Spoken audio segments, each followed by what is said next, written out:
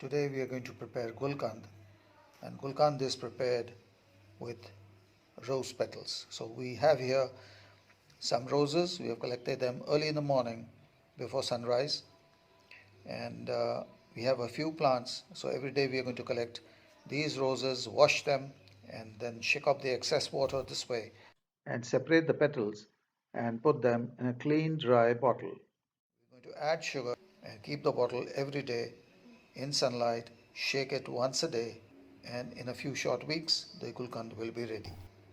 So let's separate the rose petals first, and I'll show you the process as it goes on. So here are the rose petals that we have separated out. These are 60 grams in weight, and we'll be using 120 grams or double the quantity of sugar. Now we have powdered sugar here, but you can use sugar crystals. So first we're going to put the rose petals in this glass bottle.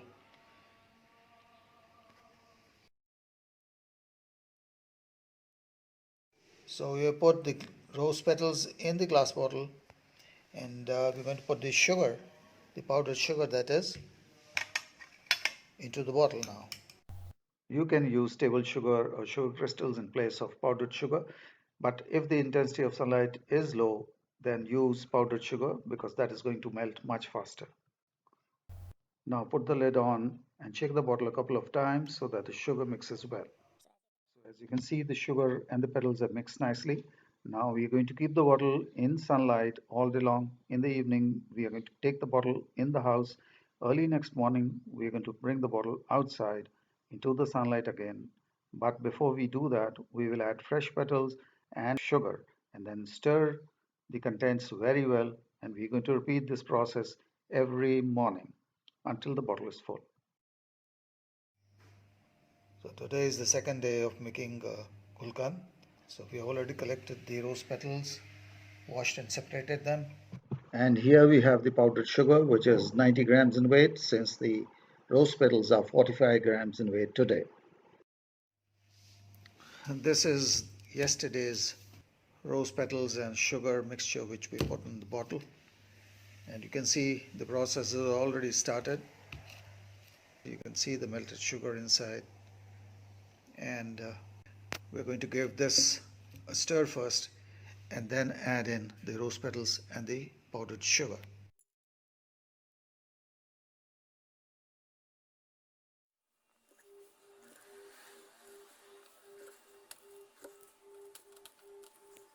So we have put in the rose petals, and now we're going to put the sugar in.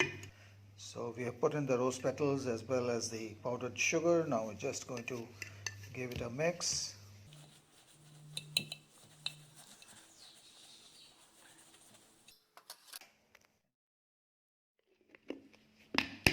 Just give a final shake and keep it in the sun. So there's a bottle in the sunlight, and now we're going to keep it all day long here. In the evening, we're going to keep the bottle inside, and we're going to repeat this process every morning until the bottle is completely full. So we are into the ninth day today.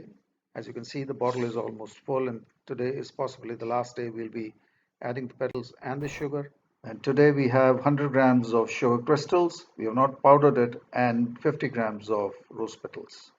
So you can take table sugar or you can take powdered sugar depending on the intensity of the sunlight at your place. If the sunlight is strong, use sugar crystals. If sunlight is light and mild, use powdered sugar.